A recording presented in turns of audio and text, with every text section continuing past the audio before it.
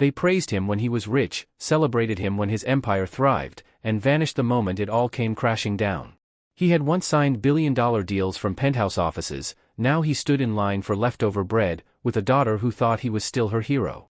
This isn't just a story of success. It's the journey of a man who lost the world, but found everything in his little girl's eyes.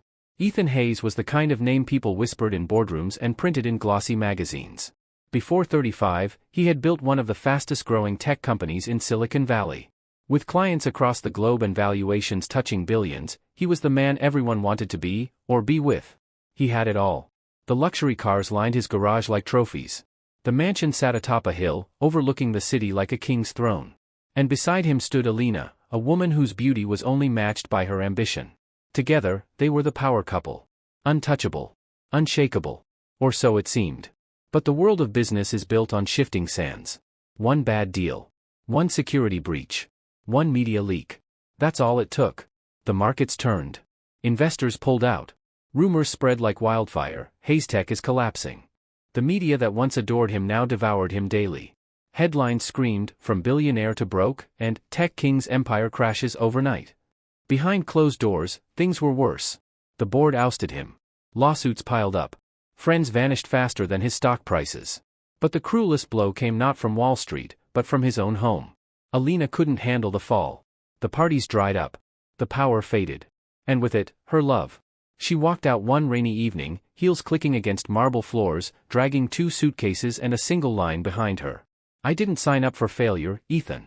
She left behind their 4-year-old daughter, Lily. A girl too young to understand betrayal, but old enough to feel abandoned. Ethan stood alone in the hallway that night, barefoot and broken, holding his little girl as thunder echoed outside. He wasn't just a failed billionaire anymore. He was a single dad. A role he had never prepared for. The next few months were a blur. The mansion? Gone. Auction to pay debts. The cars? Repossessed. Bank accounts? Frozen. All that remained was a tiny 1-bedroom apartment on the edge of town, and Lily's favorite stuffed elephant named Buttons. He didn't even know how to braid her hair. There were nights he cried silently after putting her to sleep. Nights he reheated stale noodles, pretending it was a picnic dinner, just to keep her smiling. He used to negotiate million-dollar contracts. Now, he stood in discount stores counting coins. No one cared that he once built an empire. The world only remembers your last mistake. And yet, amid the ruin, Lily would still look up at him with those trusting eyes and say, "Daddy, you're the strongest man in the world." He didn't feel strong. But maybe for her, he could become something more. Something real. Mornings were no longer laced with fresh espresso and scheduled board meetings. Now, they started with spilled cereal, missing socks, and a little voice that always asked, "Daddy, do I have to go to school today?"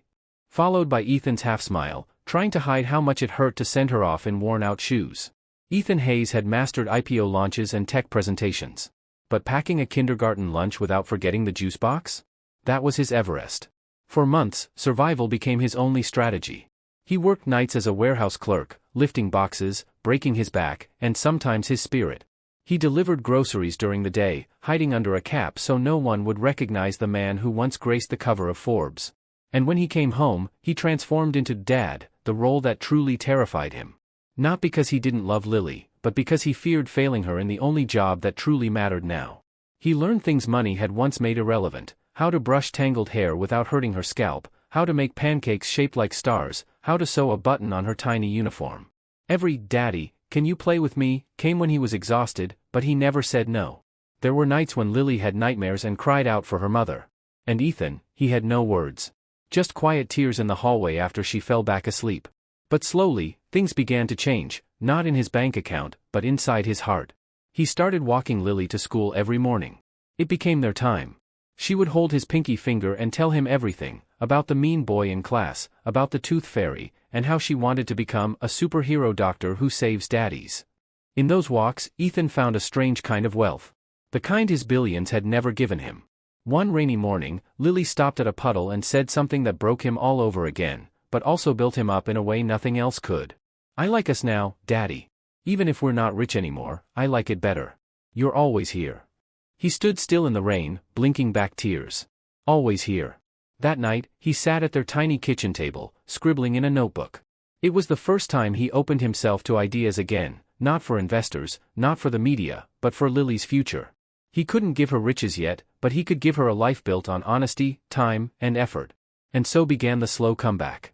He started freelance consulting, just small tech gigs online, using a second-hand laptop. He built websites for local stores, optimized small business systems, and coded at night while Lily slept beside him on the couch, using his old hoodie as a blanket. The money was peanuts. But the feeling? It wasn't failure anymore. It was fight. Every dollar earned meant groceries for the week. Every bug fixed in code meant one step closer to daycare fees.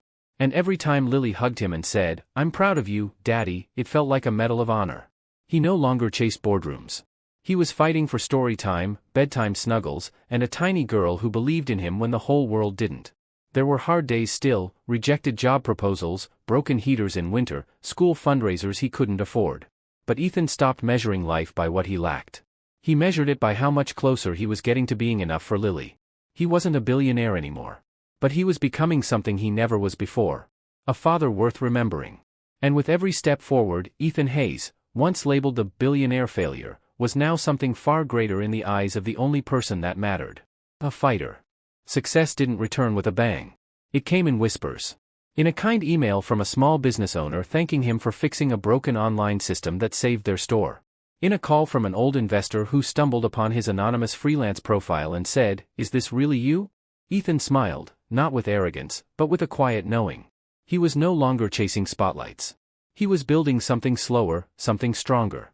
While Lily colored beside him at the coffee table, Ethan restructured his life line by line, and code by code. He launched a tiny digital solutions firm under a new name, with no hint of his past billionaire label. No press, no photos, no ego. Clients came one by one, small shops, single moms starting e-stores, local cafes, all people like him, rebuilding from ashes. And maybe that's why it worked. He understood failure. He respected the climb. He charged less but gave more. And slowly, word spread. This guy gets it. He actually listens. He cares. His business grew not with millions, but with trust. One day, after a long client call, Lily crawled into his lap, clutching her sketchbook. "Look, Daddy," she said, grinning wide. "It's our house, and my room, and your office." He looked down. She had drawn their little apartment. Him at the table. Her on the floor. And hearts everywhere.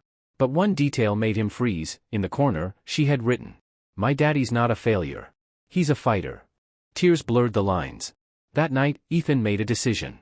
He reached out to the investor who had called him weeks ago, not to ask for money, but to propose a partnership. A platform, affordable digital tools for small businesses. Tools he once built for billionaires, now repurposed for people who just needed a chance. The investor agreed. Quiet funding. No names. And just like that, Ethan's second chapter began, this time, without the noise. 2 years passed. The apartment was still modest, but brighter now.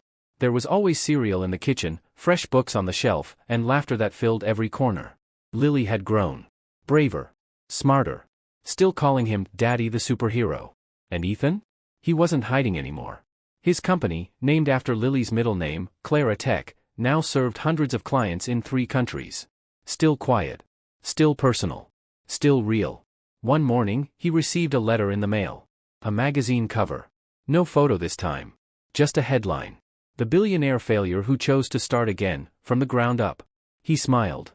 Not because they finally saw him. But because he no longer needed them to. That night, as he tucked Lily into bed, she whispered sleepily, "Daddy, when I grow up, I want to be like you. Not rich, but brave." He kissed her forehead, turned off the light, and stood in the doorway, watching the little girl who had once saved him with nothing but love. In the eyes of the world, Ethan Hayes had fallen. Lost everything. Became a statistic. A billionaire failure. But in truth? He had risen higher than ever before. Not because of how much he gained. But because of who he became. A man who rebuilt his life from nothing. With integrity, with grit, and with the unwavering love of one little girl. He wasn't just a comeback story. He was a fatherhood fighter. And that? Was the rise that truly mattered. He lost his billions, but gained what no money could ever buy, the love, strength, and purpose only a daughter could give. They called him a failure. But in her eyes, he was always a fighter. Sometimes, the greatest success story is the one you build with your child watching.